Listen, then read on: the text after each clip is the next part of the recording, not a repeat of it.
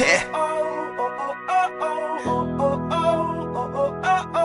Simula na naman. Magandang umaga, kaibigan.